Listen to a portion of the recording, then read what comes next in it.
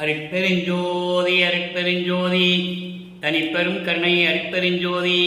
எல்லா உயிர்களும் இன்புற்று வாழ்க, வள்ளல் மலரடி வாழ்க வாழ்க, கொல்லா விரதம் குவளை எல்லாம் ஓங்குக, நல்லோர் நினைத்த நலம் பெறுக, நன்றி நினைத்த எல்லோரும் வாழ்க இசைந்து. உலக மக்களே, அறிவார்ந்த அன்பர்களே, ஆண்மினேய ஒருமைப்பாடுடைய அன்பர்களே, வளர்ப்பமனம் கல்லிய திருவிற்பாவில் 3ஆம் திருமுறையில் 3வது பதிகம் இரங்கல் மாலை பதிகத்தில் இருக்கின்ற பாடலுடைய விளக்கங்களை பார்த்து கொண்டிருக்கிறோம். இரங்கல் மாலை மொத்தம் 31 பாடல்களை கொண்டது. இதுவரையில் 28 பாடலுடைய விளக்கங்களை பார்த்திருக்கிறோம். இன்று 29வது பாடலுடைய விளக்கத்தை பார்க்க போகிறோம். சமயங்களும் மதங்களும் மார்க்கங்களும் சூழ்ந்திருந்த காலகட்டங்களில் வல்லப்பமானவர்கள் தனது தந்தை அருட்பெருஞ்சோதி ஆண்டவரால் இந்த மண்ணுலகிற்கு ஒரு தாயின் வழியாக வருவிக்க உற்று 9 ஆண்டுகள் வரையிலும் தான் யார் என்ற தெரியாத நிலையில் நமது குழந்தை இறைவன் வல்லப்பமானவர்கள் இருந்து கொண்டிருந்தார்கள். வருவிக்க உற்று 9வது ஆண்டிலே இறைவன் வந்து ஆட்கொண்ட பிறகு, மறைப்பு நிலை நீங்கிய பிறகு, ஏன் இந்த மண்ணுலகு வருவிக்க உற்றோம் என்ற நிலை மட்டும் அவருக்கு தெரிகிறது.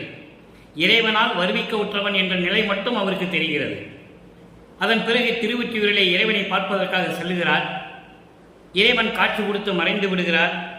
அதன் பிறகு வல்லப்பமானவர்கள் திருவொற்றியூரிலே தெருவிலே நின்று கொண்டிருக்கும் போது, 9வது ஆண்டிலே நின்று கொண்டிருக்கும் போது இறைவன் இவரை பார்த்து திரும்பி பார்க்காமல் ஓடுகிறார். இவரும் பின்னாலே ஓடுகிறார். இறைவனுடைய ஓட்டத்தை இவரால் பிடிக்க முடியவில்லை. அதன் பிறகு இறைவனை பார்க்க முடியவில்லையே என்ற கவலையில், மன வருத்தத்தில் நாரையையும் கிளிகளையும் தூது அனுப்புகிறார். அதனாலும் எந்த பயனும் கிடைக்கவில்லை. அதன் பிறகு இறைவன் தன்னை ஆட்கொண்டாரே தவிர எந்த விதமான அருளையும் கொடுக்கவில்லை என்று தன்னை ஒரு தலைவியாகவும் இறைவனை தலைவனாகவும் உள்ளத்தை தோழியாகவும் வர்ணனை செய்து பாடல்களை நமக்கு அருளியிருக்கிறார்கள். இதன் மூலம் உலக மக்களுக்கு தெரிவிக்கிறார். உலக மக்களே, நான் இறைவனால் வருவிக்க உற்று, இந்த மண்ணுலகை வருவிக்க உற்று 9 ஆண்டுகள் வரையிலும் நான் மறைப்பு நிலையில் இருந்தேன். அதன் பிறகு இறைவன் 9வது ஆண்டிலே ஆட்கொண்ட பிறகு, என் மறைப்பு நீங்கிய பிறகு இறைவனை தேடி நான் திருவொற்றியூர் சென்றேன். இறைவன் எனக்கு காட்சி கொடுத்து மறைந்து விடுகிறார். ஒரு வார்த்தை கூட பேசவில்லை. அதன் பிறகு நான் தெருவிலே நின்று கொண்டிருக்கும் போது, திருவிழா வீதி வரும்போது நான் இறைவனை காண அங்கு சென்று கொண்டிருந்தேன். அப்போ தெருவிலே நான் நின்று கொண்டிருக்கும் போது என்னை திரும்பி பார்க்காமல் ஓடுகிறார். நானும் அவர் உடன் ஓடினால் கூட அந்த ஓட்டத்தை என்னால் பிடிக்க முடியாது. இப்படிப்பட்ட ஒரு நிலையில் என்னை ஆட்கொண்டானே தவிர எந்த விதமான அருளையும் கொடுக்கவில்லை என்று உலக மக்களுக்கு தெரிவிக்கிறார். அப்போ இறைவன் வந்து வருவிக்க உற்றதிலிருந்து 51 ஆண்டுகள் வரையில் அருட்பெருஞ்சோதி ஆண்டவர் 8 ஆண்டுகளாக பிரித்து, ஒவ்வொரு 8லும் எப்படி இறைவனு வந்து மகனை ஆட்கொண்டார் என்பதை திருவொற்பாவிலே நமக்கு தெளிவாக அறிவுறுத்தி இருக்கிறார்கள் வல்லப்பமானவர்கள். 1ஆம் ஆண்டிலிருந்து 8ஆம் ஆண்டு வரைக்கும் சிதம்பரத்திலே எப்படி காட்சி கொடுத்தார் என்பதையும், சிதம்பர ரகசியத்தை தன் மகனுக்கு எப்படி காட்டினார் என்பதையும் தெளிவாக நமக்கு அருளியிருக்கிறார்கள் வல்லப்பமானவர்கள். அந்த 8 ஆண்டுகள் வரையிலும் தான் யார் என்று தெரியாத நிலையில் முருகனை பற்றி பாடுகிறார், பிள்ளையாரை பற்றி பாடுகிறார். சமயங்களும் மதங்களும் மார்க்கங்களும் சார்ந்திருந்த சூழ்நிலையில் இறைவனிகளை நினைத்து பாடிக்கொண்டிருக்கிறார். இதில் எந்த விதமான மறைப்பும் இல்லை. திருவொற்பாவிலே தெளிவாக நமக்கு அருளியிருக்கிறார்கள். அதன் பிறகு 9வது ஆண்டிலிருந்து 11 ஆண்டுகளுக்குள் என்ன நடந்தது என்பதை, 2ஆம் திருமுறை எப்படி உருவானது என்பதை வல்லப்பமான் தெளிவாக நமக்கு அருளியிருக்கிறார்கள். அதன் பிறகு 17வது ஆண்டிலிருந்து 24வது ஆண்டு வரைக்கும் 3வது 8ல் நடந்ததுதான் 3ஆம் திருமுறை. அப்போதான் இறைவனை காண திருவொற்றியூருக்கு செல்லுகிறார். அந்த நிலையில் இருக்கும்போது இறைவனை பார்க்க முடியவில்லையே என்று உலக மக்களுக்கு தெரிவிக்கிறார். இப்ப பாருங்க, இந்த பாடல் 29வது பாடலை பார்க்க போகிறோம். அதன் பிறகு சமயங்களும் மதங்களும் மார்க்கங்களும் இல்லாத ஒரு தனி மார்க்கம், சமரச சுத்த சன்மார்க்கத்தை நிறுவி தன் மகனிடம் ஒப்படைக்கிறார் அருட்பெருஞ்சோதி ஆண்டவர். சமரச சுத்த சன்மார்க்கம் என்பது எந்த சமயங்களையும் மதங்களையும் மார்க்கங்களையும் சாராத ஒரு மார்க்கம். அப்போ சமரச சுத்த சன்மார்க்கத்தை பெற்ற பிறகு அருட்பெருஞ்சோதி ஆண்டவர் தான் கடவுள் என்ற நிலையை உலக மக்களுக்கு தெரிவிக்கிறார். அப்போ அருட்பெருஞ்சோதி ஆண்டவரிடம் என்னென்ன அருளை பெற்றுக் கொண்டார் என்பதையும் நாம் ஒவ்வொரு பாடலின் மூலமாக பார்த்து கொண்டிருக்கிறோம். 29வது இரங்கல் மாலையுடைய பாடலுக்கு இன்று நாம் பார்க்க போற இந்த பாடலுக்குரிய முடிவான விளக்கம் 6ஆம் திருமுறையில் எங்கெங்கே இருக்கிறது என்பதை பார்க்க போகிறோம். நன்றாக கவனியுங்கள். 29வது பாடல் இரங்கல் மாலை. வாடாது இருந்தேன் வாடாது இருந்தேன் மழை பொழியும் மலர் காவனம் சூழ் ஒற்றியனார் ஏடார் அணியும் பூமாலை எனக்கிட்டார் அவருக்கு நான் மாலையிட்டேன். தேடாது இருந்தேன் அல்லடி யான் தேடி அருகில் சேர்ந்தும் என்னை கூடாது இருந்தார் என்னடி என் குறையை எவருக்கு கூறுவேனே. இது பாடல். தன்னை தலைவியாகவும் இறைவனை தலைவனாகவும் வர்ணனை செய்து உள்ளத்தை தோழியாக வர்ணனை செய்து இந்த பாடலை உலக மக்களுக்காக நமது இறைவன் வல்லற்பெருமான் அருளி இருக்கிறார்கள்.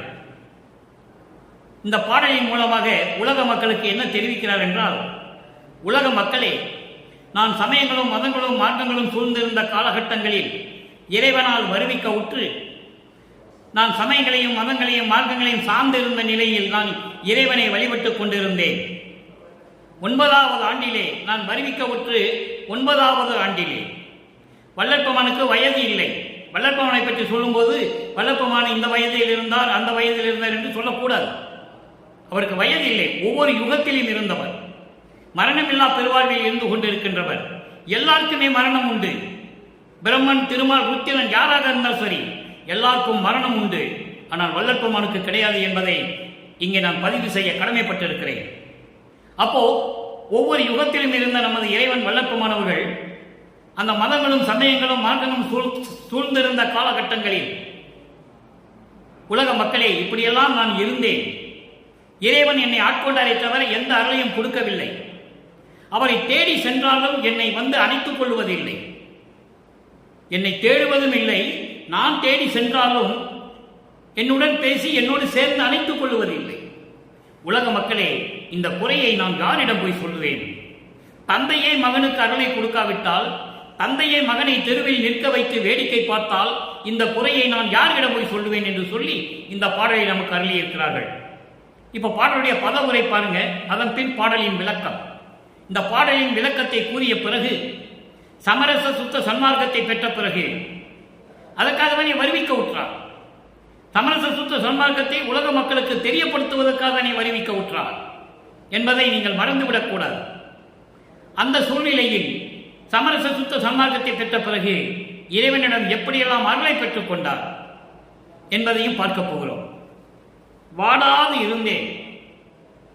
நான் இந்த மண்ணுலைக்கு வருவிக்க உற்று, இறைவனால் வருவிக்க உற்று எந்த கவலையும் இல்லாமல் நிம்மதியாக இருந்தேன். வாடாது இருந்தேன். என்னை வலிய வந்து மாலையிட்டார். மாலையிட்டார் என்று சொல்கிறார். மாலையிட்டார் என்பது என்னை ஆட்கொண்டார் என்பது பொருள். தன்னை ஒரு பெண்ணாக உருவகப்படுத்தியதால் மாலையிட்டார் என்று சொல்லுகிறார். என்னை ஆட்கொண்டார். நானும் அவரை அணைத்துக் கொண்டேன்.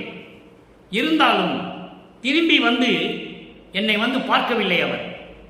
நான் அவரை தேடி சென்றாலும் கூட, என்னை தேடி சென்றாலும் கூட, அவர் அருகில் சேர்ந்தால் கூட என்னை அணைத்துக் கொள்ளுவதில்லை. தோழி, இந்த குறையை நான் யாரிடம் சொல்லுவேன் என்று சொல்லி இந்த பாடலை நமக்கு அருளியிருக்கிறார்கள். பாடலுடைய கருத்து பாருங்க. சிறு வயதிலே குழந்தையாக இருக்கும் பொழுது நான் யார் என்று தெரியாத நிலையில் இந்த மண்ணுலைக்கு வருவிக்க உற்று எந்த கவலையும் இல்லாமல் இருந்தேன். அதன் பிறகு 9வது ஆண்டிலே இறைவன் வந்து என்னை ஆட்கொண்ட பிறகு, நான் யார் என்ற நிலை என்று தெரிந்த பிறகு இறைவனை தேடி சென்று கூட எனக்கு எந்த விதமான பயனும் இல்லை. என்னை ஆட்கொண்டானே தவிர எந்த அருளையும் கொடுக்கவில்லை. அந்த நேரத்தில் நான் தேடி செல்லுகிறேன். தேடி சென்றாலும் கூட அவர் என்னிடம் வந்து சேருவதில்லை. எந்த அருளையும் கொடுப்பதில்லை. இந்த குறையை நான் யாரிடம் சொல்லுவேன் என்று சொல்லி இந்த பாடலை நமக்கு அருளியிருக்கிறார்கள். அதான் சொல்றாரு, எந்த கவலையும் இல்லாமல் இருந்தேன்.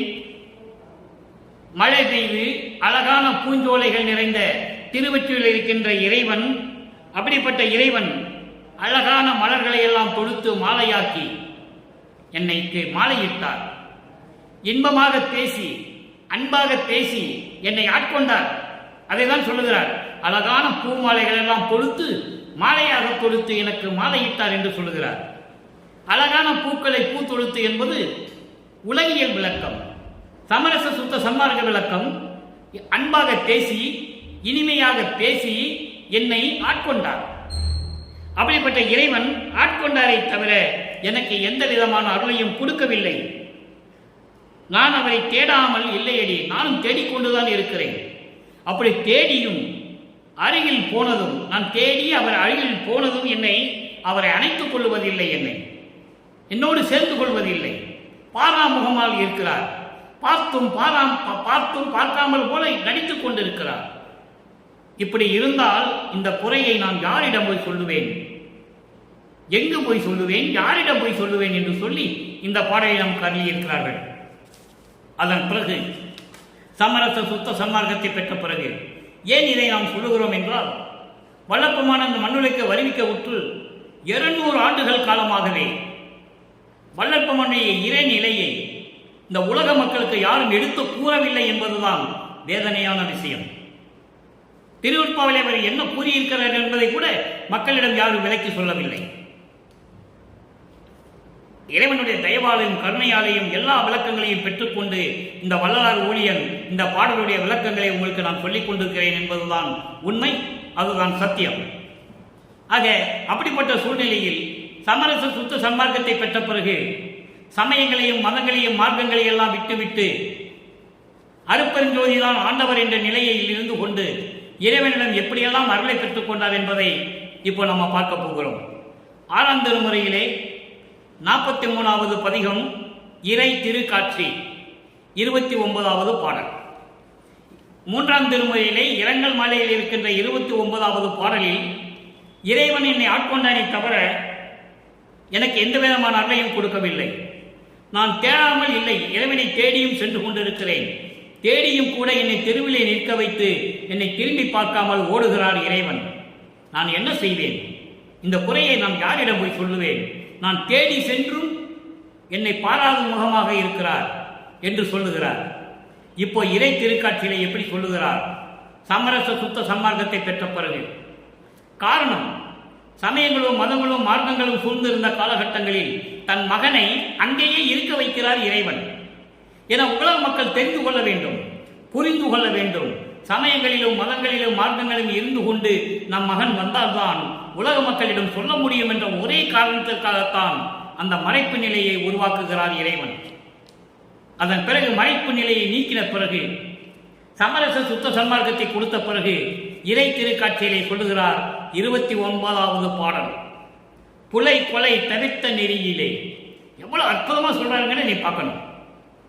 புலை கொலை தவிர்த்த நெறியிலே, உயிர்களை கொலை செய்வது, அந்த உயிர்களை கொலை செய்து அந்த பிணங்களை அந்த உடம்பை உணவாக உட்கொள்ளுவது, இதை தவிர்த்த நெறியிலே. அப்போ அது என்ன நெறி? சமரச சுத்த சன்மார்க்க நெறியிலே. அப்போ சமயங்களிலும் மதங்களிலும் மார்க்கங்களிலும் இருக்கின்றவர்கள் உயிர்களை கொலை செய்வார்கள். கொலை செய்து அந்த பிணத்தை, அந்த பிண்டத்தை, அந்த உடம்பை உணவாக எடுத்துக் கொள்ளுவார்கள். சமயங்களிலும் மதங்களிலும் மார்க்கங்களிலும் உண்டு. அது யாராலையும் மறுக்க முடியாது. அப்படி கொலை தவிர்த்த நெறியிலே, சமரச சுத்த சன்மார்க்க நெறியிலே என்னை புணர்த்திய புனிதனை, சமரச சுத்த சன்மார்க்கத்தை எனக்கு கொடுத்து அந்த நெறியிலே என்னை இருக்க வைத்த புனிதமான இறைவனை, அருட்பெருஞ்சோதியை எப்படி சொல்றார் பாருங்க. அங்கே திருவொற்றியூரில் இருக்கின்ற இறைவன் சொல்லுவார், அவன் சமயங்களையும் மதங்களையும் மார்க்கங்களையும் சார்ந்தவன், எந்த கொள்கையிலும் கோட்பாடுகளையும் இல்லாதவன் சிவன். ஆனால் இங்கே அப்படி அல்ல. கொலையும் புலையும் தவிர்த்த நெறியிலே, சமரச சுத்த சன்மார்க்க நெறியிலே என்னை புணர்த்திய புனிதனை, அருட்பெருஞ்சோதியை எல்லா நிலைகளும் காட்டி, எல்லா நிலைகளையும் காட்டி அருட்பெரு நிலையில் நிறுத்திய விமலனை, எனக்கு எல்லா நிலைகளையும் காட்டி. எத்தனை நிலைகள்! தத்துவங்களை கடத்தல், 6 அந்தங்கள், 36 தத்துவங்கள், முத்தேகத்தை பெறுதல், சாகா கல்வியை பெற்றுக்கொள்ளுதல், ஏவசித்தியை பெற்றுக்கொள்ளுதல், இப்படி எல்லா நிலைகளையும் எனக்கு காட்டி, எல்லா நிலையிலும் காட்டி அருள் பெருவெளியில் நிறுத்திய நிமலனை. அருள் பெருவெளி என்பது 16வது நிலை. சரியை கிரிய யோக ஞானம் முதலில் இருக்கின்ற 12 நிலைகள் சமயங்களையும் மதங்களையும் மார்க்கங்களையும் சார்ந்த நிலைகள். அந்த நிலைகளை எல்லாம் கடக்க செய்து 13வது நிலையாகிய ஞானசரியில் இருந்து ஞானசரியை, ஞானக்கிரியை, ஞானத்தில் யோகம், ஞானத்தில் ஞானம், இந்த நிலைகளை எல்லாம் எனக்கு காட்டி அந்த நிலையில் நிறுத்திய நிமலனை, நிமலன் என்றால் மலங்கள் நீங்கியவன், ஆணவம் கண்மம் மாயை மாமாயை துரோதை, இறைவனை நிமலன் என்று சொல்லுவார், விமலன் என்று சொல்லுவார், அமலன் என்று சொல்லுவார். அப்படிப்பட்ட நிமலனை எனக்கு மலை வர தெளிந்த அமுது அளித்து, எனக்கு மலை வர தெளிந்த அமுது அளித்து, எனக்கு மலை வர திகைப்பு இல்லாது, எந்த விதமான சந்தேகமும் இல்லாமல், திகைப்பு இல்லாமல் தெளிந்த அமுது அளித்து, புத்த அமுதம் அளித்து அழியா வாழ்க்கையில் வாழ வைத்தவனை, மரணமில்லா பேர் வாழ்வில் என்னை வாழ வைத்தவனை, அருட்பெருஞ்சோதியை, தலைவனை, தலைவன் ஏன் சொல்றாரு? சமரச சுத்த சன்மார்க்கத்தின் தலைவன். வல்லப்பமானவர்கள் பொதுச் செயலாளர், தந்தை தலைவன், மகன் பொதுச் செயலாளர், அது இயற்கைதானே. அப்படி தலைவனை, என்னை ஈன்ற தாயை, இறைவனால் வருவிக்க உற்றதை இறைவனை தாயாக சொல்லுகிறார். என்னை ஈன்ற தாயே, அப்படிப்பட்ட தாயை, என் உரிமை தந்தையை, எப்படி சொல்ற பாருங்க, தந்தையை கூட உரிமை தந்தை என்று சொல்லுகிறார். வேற யாருக்கும் இந்த பிரபஞ்சத்தில் இந்த உரிமை கிடையாது. அருட்பெருஞ்சோதி ஆண்டவருக்கு நான் உரிமையான மகன், எனக்கு உரிமை தந்தை அவன், அவனை கண்டுகொண்டேனே என்று சொல்லுகிறார். அப்போ அருட்பெருஞ்சோதியை எப்படி கண்டுகொண்டேன் என்று சொல்லுகிறார். அதே நேரத்தில் தான் பெற்ற அவளையும் சொல்லுகிறார். மரணமில்லா பெருவாழ்வை பெற்றுக்கொண்டேன், எல்லா நிலைகளையும் எனக்கு காட்டினார் இறைவன், அவற்றை எல்லாம் நான் பெற்றுக்கொண்டேன். இதெல்லாம் எப்படி வந்தது? சமரச சுத்த சன்மார்க்க சங்கத்தை பெற்ற பிறகு. அவங்க உலக மக்களுக்கு என்ன தெரிவிக்கிறார்? உலக மக்களே, துன்பங்களையும் துயரங்களையும் பொய்களையே சொல்லி பிரிகின்ற இந்த சமயங்களையும் மதங்களையும் மார்க்கங்களையும் விட்டு வாருங்கள் என்று சொல்கிறார். நான் பெற்ற இந்த பேரை நீங்கள்லாம் பெற வேண்டும், இவ்வுலகில் யாவரும் பெற்றிட வேண்டும் என்று சொல்லுகிறார். நான் பெற்ற பேச்சை உலகம் வையகம் பெற வேண்டுமே என்று சொல்லுகிறார். அடுத்து ஒரு நிலை பாருங்க, 97வது பதிகம் நடராஜ பதிமாலை. நடராஜ பதிமாலைன்னு சொன்னோடனே நீங்க உடனே நடராஜனை பற்றி தான் சொல்றேன் நீங்க நினைச்சிடக்கூடாது. நடராஜன் வேறு, அவன் சமயங்களையும் மதங்களையும் மார்க்கங்களையும் சார்ந்தவன். இது நடராஜ பதிமாலை. இந்த நடராஜனுக்கெல்லாம் பதியவர், எல்லாருக்கும் இறைவன், எல்லாவற்றுக்கும் இறைவன், முதலானவன், மூத்தவன் இறைவன், ஒரே இறைவன் அருட்பெருஞ்சோதி. அப்படிப்பட்ட அருட்பெருஞ்சோதியை பற்றி ஒரு மாலையாக சொல்ல பாடலை கொடுக்கிறார் நடராஜ பதிமாலை. அதிலே 29வது பாடல். அங்கே இருக்கின்ற பாடலுக்கு 3ஆம் திருமுறையில் இருக்கின்ற இரங்கல் மாலையினுடைய 29வது பாடலுக்கு இங்கு ஒரு விளக்கம். அங்கே எந்த அருளையும் பெறவில்லை, இங்கே எப்படியெல்லாம் அருளை பெற்றுக் கொண்டார் என்பதை கூறுகிறார் பாருங்கள். நீடு உலகில் உற்றவர்கள் நன்கு உற, நீடு உலகில் உற்றவர்கள் நன்கு உற, உரைக்கின்ற நின் வார்த்தையாகும் நமது நீள் வார்த்தையாகும், இது உண்மை மகனே.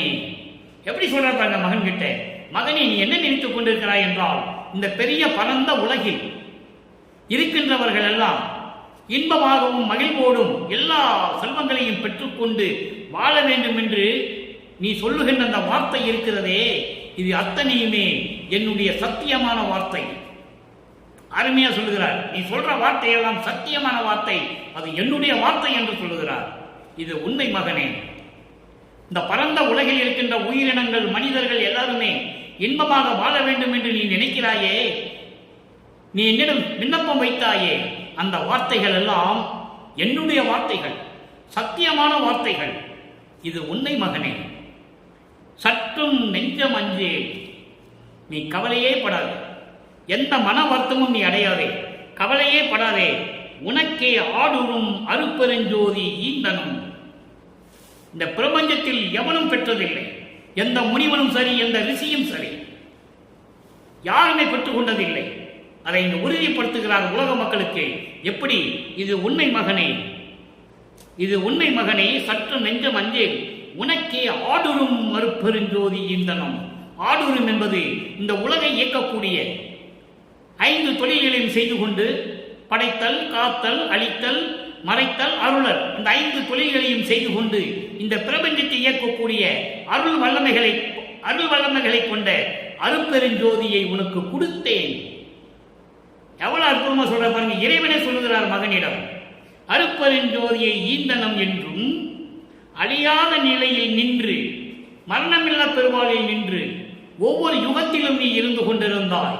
அதே போல் அழியாமை நிலையில் மரணமில்லா பெருவாழ்வில் நின்று கொண்டு அன்பால் எங்கெங்கும் நீ எண்ணியபடி நீ ஆடி வாழ்க என்ற குருவே. ஆடி வாழ்க என்பது நீ செயலாற்றி வாழ்வாயாக, நீடூடி வாழ்வாயாக என்ற என் குருவே. நாடு நடு நாட்டத்தில் உற்ற என்றால் சமரசம் என்ற நிலையில் கிடைத்த அனுபவ ஞானம், சிவ அனுபவ ஞானம். சமரச சுத்த சன்மார்க்கத்தில் இருந்தால்தான் அந்த சிவ அனுபவ ஞானம் கிடைக்கும். அந்த சிவ அனுபவ ஞானம் பெற்று நான் இளங்காலையே அடைய, இளங்காலை என்பது அறியா பருவத்தில் சிறிய வயதிலேயே எனக்கு கொடுத்த அடைய நல்கிய பெருங்கருணை அப்பனே. இளங்காலை என்பது இளம் பருவம் என்று அறியா பருவத்தில் என்னை ஆட்கொண்ட இறைவனே என்று பல இடங்களிலே சொல்லுவார் அருட்பாவிலே. அப்படிப்பட்ட நிலையில் எனக்கு கொடுத்த இறைவனே, என் அம்மையே, நண்பனே, துணைவனே, என் ஊடு பிரியாது உற்ற இன்மனே. ஊடு பிரியாது உற்ற இன்மனே என்பது என்னுடன் சேர்ந்து கொண்டு என்னை பிரியாது இருக்கின்ற அன்பனே. அப்படிப்பட்ட இறைவனே, ஒருவனே, ஒரே இறைவனே, அருட்பெருஞ்சோதியே, அருவனே என்றால் அருவமாக இருக்கின்ற இறைவனே, உள் ஊரும் அமுதமாகி, உள்ளத்திலே ஊறுகின்ற அமுதமாகி, ஓர் ஆறில் முடிமீதிலே ஓங்கும் நடராஜ பதியே. ஓர் ஆறில் முடிமேல் என்பது 6 அந்தங்கள், 6 அந்தங்களுடைய முடிமேல், 6 அந்தங்களின் விளக்கண்களின் மேல் விளங்கிக் கொண்டிருக்கின்ற நடராஜ பதியே என்று சொல்லி இந்த பாடலை நமக்கு அறிவிக்கிறார்கள். எனவே அன்பர்களே, இறைவனுடைய நிலையையும் இறைவன் எப்படியெல்லாம் மகனுக்கு அருளை கொடுத்தார் என்பதையும் இந்த பாடலிலே அவ்வளவு விளக்கமாக எளிமையாக உலக மக்களுக்கு தெரிய வேண்டும் என்பதற்காகவே இந்த பாடலை நமக்கு இறைவன் வல்லற்பமானவர்கள் அருளியிருக்கிறார் என்பதுதான் உண்மை, அதுதான் சத்தியம். ஆக இறைவன் எப்படியெல்லாம் அருளை பெற்றுக் கொண்டார் என்று சொல்றார் பாருங்க. இந்த பரந்த உலகில் எல்லா உயிரிலும் இன்புற்று வாழ வேண்டும் என்பதற்காகவே நீ சொன்ன வார்த்தைகள் எல்லாம் நான் சொன்ன சத்திய வார்த்தைகள். இது உண்மை மகனே, நீ கவலைப்படாதே. இந்த உலகத்தை இயக்கக்கூடிய சக்தி படைத்த அருட்பெருஞ்சோதியே உங்ககிட்ட கொடுத்துட்டாய். அதை வைத்துக்கொண்டு நீ எண்ணியபடி நீ ஆடி விளையாடி மகிழ்க என்று சொல்லுகிறார். யாரும் இறைவனிடம் அருளை இப்படியெல்லாம் பெற்றதில்லை. தத்துவங்களால் உருவாக்கப்பட்ட தத்துவங்கள் வந்தார்கள், தத்துவத்தினுடைய தலைவர்கள் வந்தார்கள். ஈஸ்வர தத்துவத்தை தலைவர்களுடைய தத்துவங்கள் அவன் சிவன், நடராஜன், இப்படி எல்லாம் நிறைய பேரை சொல்லிக்கலாம். வித்யா தத்துவத்தை உடையவன் வைஷ்ணவ சமயத்தை சேர்ந்தவன் பிரம்மன், திருமால், இந்திரன், இவங்களாம் அவங்களே சமயங்களை உருவாக்கி அவங்களே மக்களை அதில் அடிமைப்படுத்தி விட்டார்கள். அந்த நிலை மாற வேண்டும். இறைவனுக்கு அது உகந்ததல்ல, அருட்பெருஞ்சோதிக்கு உகந்ததல்ல என்பதை அகவலிலே வல்லற்பமான நமக்கு தெளிவுபட கூறியிருக்கிறார்கள். சாதியும் மதமும் சமயமும் பொய் என ஆதியில் உணர்த்திய அருட்பெருஞ்சோதி. இந்த பிரபஞ்சம் தோற்றும் போதே சாதியும் மதமும் சமயமும் இந்த உலகத்தில் இருக்கப்படும் சொல்லிதான் அவங்கள படிச்சு அருளை கொடுத்தாரு. ஆனா அவங்க ஒழுங்கா செய்யலை. அதனால் தான் தன் மகனை கொண்டு வருகிறார். நல்லா புரிஞ்சுக்கணும் நீங்க. இறைவனுடைய திருவிளையாடல், கடைசி திருவிளையாடல், எத்தனையோ திருவிளையாடலை செய்திருக்கிறார். கலியுகத்தினுடைய கடைசி திருவிளையாடல் தன் மகனை ஒரு தாயின் வழியாக இந்த மண்ணுக்கு வருவிக்க செய்து சமரச சுத்த சன்மார்க்கத்தை மக்களிடம் சொல்லி எல்லா உலக மக்களையும் இந்த மார்க்கத்தில் சேர்க்க வேண்டும் என்பதற்காகத்தான் சமயங்களிலும் மதங்களிலும் மார்க்கங்களிலும் இருந்தது போல போக்கு காட்டி சுத்த சன்மார்க்கத்திற்குள்ளே கொண்டு வருகிறார். அதை நீங்கள் புரிந்து கொள்ள வேண்டும். அப்படிப்பட்ட நிலையில் இருந்து கொண்டு இறைவனை எப்படியெல்லாம் அருளை பெற்றார் என்பதை பார்த்து விட்டோம். அடுத்து ஒரு பாருங்க, சுத்த சிவநிலை என்றால் என்ன? மதங்களும் சமயங்களும் மார்க்கங்களும் சார்ந்திருந்த நிலை வேறு. சமரச சுத்த சன்மார்க்கத்தை பெற்ற பிறகு இருக்கின்ற சுத்த சிவநிலை, சுத்த சன்மார்க்க நிலை, அதுக்கு ஒரு விளக்கம் இருக்கிறது. 106வது பதிகம் சுத்த சிவநிலை 29வது பாடல். மூன்றாம் திருமுறையிலே இரங்கல் மாலையில் இருக்கின்ற 29வது பாடலுக்கு சமயங்களும் மதங்களும் மார்க்கங்களும் தேவையில்லை, அந்த வழிபாட்டு முறைகள் தேவையில்லை, இந்த உலக மக்களுக்கு அது தேவையில்லை என்று சொல்லி சுத்த சன்மார்க்கத்துக்கு பிறகு அதனுடைய நிலை என்ன என்பதை வல்லற்பமானவர்கள் இந்த உலக மக்களுக்கு தெளிவாக கூறியிருக்கிறார்கள். நன்றாக கவனியுங்கள். சாத்திரங்கள் எல்லாம் தடுமாற்றம் சொல்லுவதன்றி, சாத்திரங்கள் எல்லாம் தடுமாற்றம் சொல்லுவதன்றி நேந்திரங்கள் போல் காட்ட நேராவே, நேந்திரங்கள் சிற்றம்பலவன் திருவள் சீர்வண்ணம் என்று உற்று இங்கு அறிந்தேன் உவந்து. இந்த சம்பிரதாயங்கள், சாஸ்திரங்கள், பழக்க வழக்கங்கள் எல்லாம் தடுமாற்றம் அல்ல, தேவையும் அல்ல.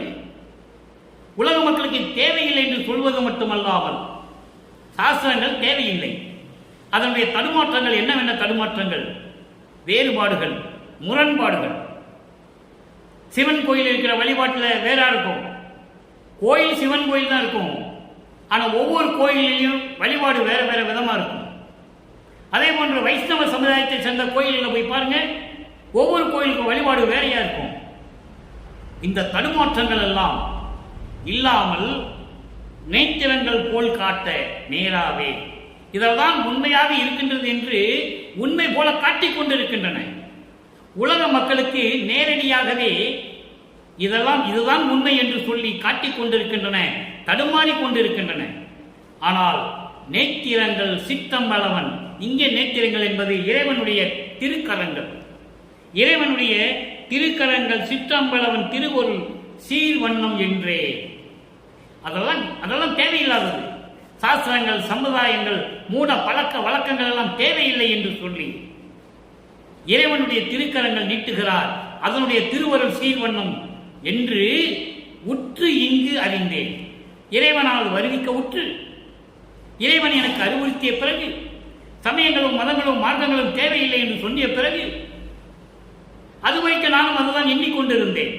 சாஸ்திரங்கள், பழக்க வழக்கங்கள் எல்லாம் உண்மையானது என்று நான் எண்ணிக்கொண்டிருந்தேன். அது தேவையில்லை மகனே, அதெல்லாம் பொய் என்று சொல்லி உண்மை போல காட்டிக் கொண்டிருக்கின்றன. நேத்திரங்கள் போல் காட்ட, இதுதான் உண்மையான நிலை என்று சொல்லி பொய்யான சாஸ்திரங்கள் எல்லாம் காட்டிக் கொண்டிருக்கின்றன.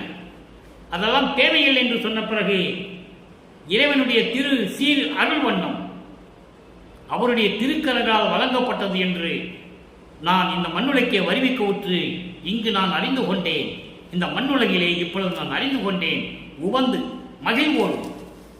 இதிலிருந்து தெரிய வேண்டியது என்னவென்றால், சாஸ்திரங்களும் மூட பழக்க வழக்கங்களும் சம்பிரதாயங்களும் இதெல்லாம் தேவையில்லை, சங்கற்ப விகற்பங்களும் தேவையில்லை. சமயங்களிலும் மதங்களிலும் மார்க்கங்களில் கூறப்பட்ட சங்கற்ப விகற்பங்கள், இறைவனை வழிபடுவதற்கு எந்த விதமான சங்கற்ப விகற்பங்கள் தேவையில்லை என்று கூறுகிறார். ஊதுவத்தி கொளுத்துவது, திருநூறு இடுவது, குங்குமம் இடுவது, பழம் வைப்பது, தேங்காய் உடைப்பது, குத்து விளக்கு ஏற்றுவது, இதெல்லாம் ஆகாது சுத்த சன்மார்க்கத்திற்கு. என்ற நிலைமையை இந்த பாடல் மூலமாக உலக மக்களுக்கு நமக்கு தெரிவிக்கிறார் வல்லற்பமானவர்கள். அடுத்த ஒரு நிலை 110வது பதிகம் தனித்திரு அலங்கள் 29வது பாடல். தனித்திரங்களை 29வது பாடல்.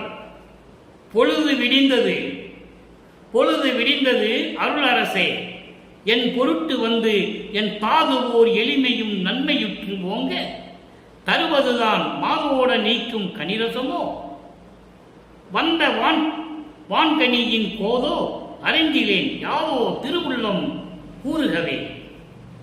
இது பாடல். இதிலிருந்து தெரிவது என்னவென்றால், பொழுது விடிந்தது. பொழுது விடிந்ததுன்னா சூரியன் உதிச்சிட்டான், இருண்டு போயிடுச்சு, பொழுது வந்துருச்சு, அதல்ல. அது உலகியல் விளக்கம். சமரச சுத்த சன்மார்க்க விளக்கம் என்பது பொழுது விடிந்தது என்றால் சமயங்களும் மதங்களும் மார்க்கங்களும் ஒளிந்து விட்டன. சுத்த சன்மார்க்கம் விடிந்து விட்டது, சுத்த சன்மார்க்கம் வந்து விட்டது, அதெல்லாம் ஒளிந்து விட்டது. பொழுது விடிந்தது என் அரசே, என் பொருட்டு வந்து. பொழுது விடிந்தது என் அரசே, உன்னால் அந்த மண்ணிலுக்கு நான் வருவிக்க உற்று சமயங்களிலும் மதங்களிலும் மார்க்கங்களிலும் அந்த நெறிகளை எல்லாம் பற்று கொண்டு நான் இருந்தேன், பின்பற்றி கொண்டிருந்தேன். நீ வந்து என்னை ஆட்கொண்டு சமரச சுத்த சன்மார்க்கத்தை பெற்ற பிறகு சமயங்களும் மதங்களும் மார்க்கங்களும் தேவையில்லை என்று நான் விட்டுவிட்டேன். என் பொழுது விடிந்து விட்டது, அதெல்லாம் நீங்கிவிட்டது. சுத்த சன்மார்க்கம் ஒளி எனக்கு கிடைத்து விட்டது, இருள் நீங்கிவிட்டது. அதான் பொழுது விடிந்தது என்று சொல்கிறார். அப்போ என் பொருட்டு வந்து, என்னையும் மகனாக நினைத்து என்னிடம் வந்து என் தாது ஓர் எளிமையும் நன்மையுற்று, எளிமையும் நன்மையுற்று. தாது என்பது எலும்புகளாலும் சதைகளாலும் நரம்புகளாலும் தசைகளாலும் சூழப்பட்ட இந்த உடம்பு. அதான் தாது என்று சொல்கிறார் இந்த உடம்பை. எலும்புகளாலும் தசைகளாலும் நரம்புகளாலும் சூழப்பட்ட இந்த உடம்பை ஓர் எளிமையும் நன்மையுற்று. எளிமை என்பது 7 பிறவிகள் என்று சொல்கிறார். 7 பிறவிகள் என்பது ஊர்வன, நடப்பன, உருவன, பரப்பன. அகவல்ல வரும். ஊர்வன, பரப்பன, உருவன, நடப்பன, ஆறுறவர்களால் பெருஞ்சோதின்னு வரும். ஊர்வன என்பது ஊர்ந்து செல்லக்கூடிய பிராணிகள், பரப்பன என்பது பறந்து செல்லக்கூடிய உயிரினங்கள், உருவன என்பது தாவரங்கள், நடப்பன என்பது நடந்து செல்லக்கூடிய உயிரினங்கள். இந்த 4ஓட 5வது மனிதன், 6வது தேவர்கள், 7வது அசுரர். இந்த 7 வகையான பிறப்புகள் அவற்றைகளை விட்டு என்னை நீக்கிய இறைவன். இதை ஒரு பாடலிலே சொல்லுவார். 7 உலக அவத்தை விட்டு ஏறினேன் மேல்நிலை, ஊழிதோறும் ஊழி உயிர் தலைத்து ஓங்கினன். நான் ஒவ்வொரு யுகத்தில் இருந்தேன்னு சொல்றேன். இப்படி இந்த 7 வகையான அவத்தையெல்லாம் விட்டு நான் மேல்நிலைக்கு வந்து விட்டேன். நான் ஒவ்வொரு யுகத்திலையும் இருந்தவன். ஆலியானும் அயனும் அதிசயிக்க. ஆலியான்னா திருமால், அயன்றால் பிரம்மன். பிரம்மனும் திருமாலும் அதிசயமாக பார்க்கும்படி, அதிசயிக்கும்படி என்னுள் வாழி அருட்பெருஞ்சோதி மன்னதே என்று சொல்லுவார். அப்படிப்பட்ட அருளை எனக்கு கொடுத்து திருமாலும் பிரம்மனும் வியக்கும்படி எனக்கு அருளை கொடுத்தார். காரணம், நான் பிரம்மனால் உருவாக்கப்பட்டவன் அல்ல, திருமலால் காக்கப்படுபவன் அல்ல. நான் நேரடியாக என் தந்தையின் அருளால் வருவிக்க உற்றவன். அருட்பெருஞ்சோதி தான் என் தந்தை. நான் அவருடைய மூத்த மகன் என்று சொல்லுவார். நான் குலமகன் என்று சொல்லுவார். சமரச சன்மார்க்க சங்க என்ற குலத்தில் நான் மகன் என்று சொல்லுவார். நான் எல்லாருக்கும் மூத்த மகன் என்று சொல்லுவார். அப்படிப்பட்ட நிலையில் இருக்கின்ற இறைவன் என்ன சொல்றார் பாருங்க. சமயங்களும் மதங்களும் மார்க்கங்களும் ஒளிந்து விட்ட நிலையில் எனக்கு சமரச சுத்த சன்மார்க்கத்தை கொடுத்த பிறகு பொழுது விடிந்தது என்று சொல்கிறார். இருள் நீங்கிவிட்டது, அறியாமை நீங்கிவிட்டது, எனக்கு ஒளி கிடைத்து விட்டது. சமரச சுத்த சன்மார்க்கம் எனக்கு கிடைத்து விட்டது, அருள் ஒளி கிடைத்து விட்டது. இந்த தாதுகளும் எறும்புகளும் சூழப்பட்ட அந்த உடம்பை 7 வகையான பிறவைகளிலிருந்தும் என்னை காப்பாற்றி என்னை நிலைநிறுத்திய இறைவன். கனிரசமோ அந்த வான்கனியின் கோதோ அறியே.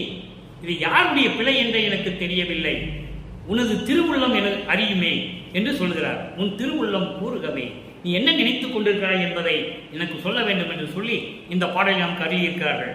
அடுத்து மெய்யருள் வியப்பிலே 112வது பதிகத்திலே ஒரு பாடல், அங்க 49வது பாடல், 29வது இரங்கல்மொழிய பாடலுக்கு 49வது பாடலிலே ஒரு விளக்கம். அருளாம் பெரிய வெளிக்குள் ஜோதி வடிவனாகியே அரசு செலுத்தும் தனித்த தலைமை பரமயோகியே. சமரச சுத்த சன்மார்க்கத்தின் தலைமையினுடைய பரம யோகியே. பொருளாய் என்னையும் உள்ளம் கொண்டு அளித்த புனித நாதனே. என்னையும் ஒரு பொருளாக நினைத்து என்னை மகனாக ஏற்றுக்கொண்டு வருவிக்க செய்த எனது புனித இறைவனே. போற்றும் நாகமுடிவேல் நடம் செய் கமலநாதனே. பரநாதர எல்லைக்கு மேலே, பரநாத எல்லையினுடைய முடிவுக்கு மேலே சிவஞான வெளியிலே நடனம் செய்து கொண்டிருக்கின்ற இறைவனே என்று சொல்லுகிறார். அருளாம் பெரிய வெளிக்குள், பெரிய வெளி என்னது? சிவஞான வெளி. அதான் 16வது நிலை. அந்த வெளியில் இருந்து கொண்டிருக்கின்ற இறைவனே, ஜோதி வடிவனாகிய இறைவனே, அருட்பெருஞ்சோதியாகிய இறைவனே, தனி அரசு செலுத்தும் சமரச சுத்த சன்மார்க்க, அதாவது அருட்பெருஞ்சோதி திருச்செங்கோலாட்சி செலுத்தும் இறைவனே, என்னையும் மகனாக ஏற்றுக்கொண்டு எனக்கு அருள் செய்த இறைவனே, அருட்பெருஞ்சோதியே என்று சொல்கிறார். கடைசியாக ஒரே ஒரு விளக்கம். 147வது பதிகம், அனுபவ மாலை 29வது பாடல். இறைவன் எந்த அருளையும் எனக்கு கொடுக்கவில்லை தோழி, நான் இறைவனை தேடியும் என்னிடம் வரமாட்டேன்றார் தோழி என்றெல்லாம் சொல்லுவார். இங்கே அதே தோழியிடம் எப்படி சொல்லுகிறார்? சமரச சுத்த சன்மார்க்கத்தை பெற்ற பிறகு தோழியிடம் எப்படி சொல்லுகிறார்? என் கணவர் பெருந்தன்மை, இறைவனை கணவர் என்று சொல்லுகிறார். காரணம், தன்னை தலைவியாகவும் இறைவனை கணவனாகவும் வர்ணனை செய்து தோழியிடம் சொல்லுகிறார். நல்லா புரிஞ்சுக்கணும் நீங்க. என் கணவர் பெருந்தன்மை 6 அந்த நிலைக்கே எட்டி நின்று பார்ப்பவருக்கும் எட்டாது தோழி. பொன் கணவர் கலை மடந்தைதன் கணவர். பொன் கணவர் என்று சொன்னால் திருமகளின் கணவன், லட்சுமியின் கணவன் யாரு? திருமால். திருமாலும் கலைமடைந்ததன் கணவர், கலைமடந்தை, கலைமகள் சரஸ்வதி, சரஸ்வதியுடைய கணவன் பிரம்மன், பிரம்மனும் திருமாலும். அதுக்காக தான் சொல்றாரு பொன் கணவர், கலைமடந்தைதன் கணவர். பிரம்மனும் திருமாலும் முதல்வோர் புனைந்து உரைக்கும் கதை போல நினைந்து உரைக்கப்படுமோ என் கணவனுடைய பெருந்தன்மை. எப்படி சொல்ற பாருங்க, என் இறைவனுடைய பெருந்தன்மையை இவர்கள் போல கற்பனையாக செய்து கதைகள் சொல்ல முடியுமா? முடியாது. என் கணவன் என்றால் என் இறைவன், என் தந்தை இயற்கை உண்மையின் விளக்க கடவுளாவார். புன்கணவர் அறியாதே புலம்புகின்றார். என் கணவர் பெருந்தன்மை ஆறு அந்த நிலைக்கே எட்டி நின்று பார்ப்பவருக்கும் எட்டாதே. என் கணவர் எப்படி இருக்கிறாரே, ஆறு அந்தங்களுக்கு அப்பால் இருந்து கொண்டிருக்கிறார். அதை எட்டி பார்க்க முடியாதவர்கள் கூட யாரு? அதை எட்டி பார்க்க முடியாதவர்கள் யார்? திருமாலும் பிரம்மனும். அதாவது திருமகளுடைய கணவன் லட்சுமியுடைய கணவன் திருமாலும், சரஸ்வதியுடைய கணவன் பிரம்மனும், மற்ற எல்லோரும் முதல்வரும் சொல்லிட்டாரு. மற்ற வானவர்கள் அத்தனை பேருமே கற்பனையாக சொல்லக்கூடிய கதை போல அல்ல இது. என் கணவனுடைய பெருந்தன்மை, என் இறைவனுடைய பெருந்தன்மை, அருட்பெருஞ்சோதியின் பெருந்தன்மை, அவர் இயற்கை உண்மையின் விளக்க கடவுள். இவர்கள் எல்லாம் தங்களுடைய கணவர்களை இழிவானவர்கள் என்று சொல்கிறார். புன்கணவர் என்றால் இழிவு நிலையில் இருக்கின்ற கணவர்கள் போல அவர் அல்ல. அறியாதே புலம்புகின்றார்கள். புன்கணவர் அறியாதே புலம்புகின்றார். தங்களுடைய கணவர்களுடைய நிலை இழிவான நிலை என்பது கூட தெரியாமல் புலம்பிக் கொண்டிருக்கிறார்கள். லட்சுமியும் சரஸ்வதியும் எல்லாருமே சரி. அதோடு மட்டுமல்ல, அவர் போல இவர்களைப் போலவே மறைகள் என்று சொல்லப்படுகின்ற வேதங்களும் சரி, புகழ் மறையும் என்று சொல்லுகிறார். வேதங்கள் என்று சொல்லப்படுகின்ற அந்த வேதங்களும் சரி, ஆகம நூல்களும் சரி புலம்புகின்றது. அவையும் புலம்பு கொண்டிருக்கின்றன. இறைவனை பற்றி தெரியாமல், இறைவனுடைய பெருந்தன்மையை பற்றி அறிய முடியாமல் புலம்பிக் கொண்டிருக்கின்றன. அற்புதமாக சொல்வார், மகாதேவ மலையிலே சொல்லுவார், அளவு கடந்த நெருங்காலம் சித்தர் யோகர் முனிவர் அறிஞர் மலர் அயோன் முதல்வோர் எல்லாம் அனந்த வேதம் களவு இறந்தும் கருணாதி இறந்தும் செய்யும் கடும் தவத்தும் காண்பதுதான் கடவுளாகி. அற்புதமாக சொல்லுவார். இந்த வேதங்களும் பிரம்மனும் திருமாலும் சரி, எல்லாருமே சரி, வேதங்களும் சரி, வானவர்களும் சரி, கடும் தவம் செய்கிறார்கள். இறைவனை பார்க்க வேண்டும் என்பதற்காக இறைவனை பார்க்க முடியவில்லை. அதை தான் இங்க சொல்லுகிறார். அப்படிப்பட்ட இறைவனை எட்டான நிலையில் இருக்கின்ற இறைவன் எனது கணவர். எனது கணவர் என்றால் எனது இறைவன், என் தந்தை அருட்பெருஞ்சோதி. அவர் புகழை, அவருடைய பெருந்தன்மையை, அருள் தன்மையை யாராலையும் சொல்ல முடியாது. மற்றவர்களெல்லாம் புலம்பிக் கொண்டிருக்கிறார்கள் என்று சொல்லுகிறார். அதோடு மட்டுமல்ல, அதாவது உன் கணவர் திறம்புகழ என்று உரைக்கின்றாய் நீதான். அதாவது உனது கணவனை பற்றி சொல் என்று நீ என்னிடம் கேட்கிறாய் தோழி. அதனால்தான் நான் சொன்னேன். தோழி அதாவது உள்ளம் சொல்லுகிறது அவரிடம். உன் கணவரை பற்றி நீ என்ன சொல்லுகிறாய் என்று கேட்கும் போது இந்த விளக்கங்கள்லாம் சொல்லுகிறார். அப்போ உலக மக்களுக்கு தெரியப்படுத்துகிறார். உலக மக்களே, நீங்கள்லாம் கேட்கலாம், உன்னுடைய இறைவனை பற்றி நீ சொல்லு பார்க்கலாம் என்று நீங்கள் கேட்கலாம். நான் சொல்லுவதை கேளுங்கள். எனது இறைவனுடைய பெருந்தன்மை, என் இறைவனுடைய அருள் தன்மை யாருக்கும் தெரியாது. என் இறைவன் 6 அந்தங்களையும் கடந்து 8வது நிலையில் இருக்கின்றான். அங்கே போய் கூட எட்டி யாராலையும் பார்க்க முடியாது. திருமாலுடைய கணவன் அதாவது கலைமகள் திருமகள் லட்சுமியினுடைய கணவன் திருமாலும் சரி, சரஸ்வதியினுடைய கணவன் பிரம்மனும் சரி, மற்ற யாராக இருந்தாலும் சரி, கட்டுக்கதை கதை போல பேசுகிறார்களே தவிர அவருடைய கணவர்களை பற்றி அதெல்லாம் பொய், இழிவான நிலையில் இருக்கின்றார்கள் என்று கூட அவருக்கு தெரியாது என்று உலக மக்களுக்கு சொல்லுகிறார். இதன் மூலம் தெரிய வேண்டியது வல்லற்பெருமானுடைய நிலையை நீங்கள் புரிந்து கொள்ள வேண்டும். எல்லாவற்றுக்கும் மேலானவர் நமது இறைவன் வல்லற்பெருமான் அவர்கள். இறைவன் நிலையில் இருக்கின்றவர், அருட்பெருஞ்சோதி ஆனவர். அருட்பெருஞ்சோதியாக இருந்து கொண்டு இந்த பிரபஞ்சத்தை இயக்கிக் கொண்டிருக்கின்ற இறைவன் நமது வல்லற்பெருமான் அவர்கள் என்பதை இந்த பாடலின் மூலம் நமக்கு தெளிவாக தெரிவிக்கிறார். உத்தமனார் அருட்பெருஞ்சோதி பெற்றிட முன் விரும்பே. நான் அருட்பெருஞ்சோதியை பெறுவதற்கு முன்னாலே இந்த உத்தமன் அருட்பெருஞ்சோதி ஆண்டவரிடமிருந்து பெறுவதற்கு முன்னாலேயே என்னுடன் அன்பாக இருந்தவர், பிரியமாக இருந்தவர், என் மீது அன்பு காட்டியவர் என்று சொல்லி இந்த பாடலை நமக்கு அருளியிருக்கிறார்கள். எனவே அன்பர்களே, இன்று நான் பார்த்த பாடலுடைய விளக்கம் உங்களுக்கு தெளிவாக புரிந்திருக்கும் என்று நான் கருதுகிறேன். சமயங்களும் மதங்களும் மார்க்கங்களும் சார்ந்திருந்த காலகட்டங்களில் இறைவனுடைய அருளை பெற முடியாத நமது இறைவன் வல்லபெருமான் அவர்கள் காலம் வரும்போது சமரச சுத்த சன்மார்க்கத்தை தன் மகனிடம் கொடுத்து அருட்பெருஞ்சோதி ஆண்டவராக்கி விட்டார் இறைவன். வல்லபெருமான் அவர்கள் இறைவனாக இருந்து கொண்டு, அருட்பெருஞ்சோதி ஆண்டவராக இருந்து கொண்டு, ஐந்தொழிலையும் செய்து கொண்டு இந்த பிரபஞ்சத்தை இயக்கிக் கொண்டிருக்கிறார் என்பதுதான் உண்மை, அதுதான் சத்தியம். எனவே அன்பர்களே, அப்படிப்பட்ட இறைவனை நீங்களும் மகாமந்திரம் சொல்லி அருட்பெருஞ்சோதி தனிப்பெருங்கனை அருட்பெருஞ்சோதி என்ற மகாமந்திரத்தை உச்சரித்து அகல் மண்விளக்கிலே தீபமேற்றி தீபத்து முன்னால் அமர்ந்து கொண்டு ஞான சரியை படித்து இறைவனிடமிருந்து எல்லா அருளையும் பொருளையும் பெற்றுக்கொள்ள வேண்டும். அதற்கு நீங்கள் செய்ய வேண்டியது கொலையும் புலையும் தவிர்த்திருக்க வேண்டும். உயிர்களை கொலை செய்வது, மாமிச உணவுகளை உட்கொள்ளுவது, இந்த நிலையை மாற்றிக்கொள்ள வேண்டும். சைவ நெறியில் இருக்க வேண்டும்.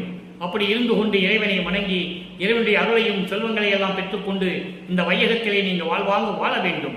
நோயற்ற வாழ்வை நீங்கள் வாழ வேண்டும் என்று இந்த வள்ளலார் ஊழியன் இறைவனுடைய தயவாலையும் கருணையாலையும் வேண்டி விடைபெறுகிறேன். நன்றி, வணக்கம். மீண்டும் நாளை சந்திப்போம்.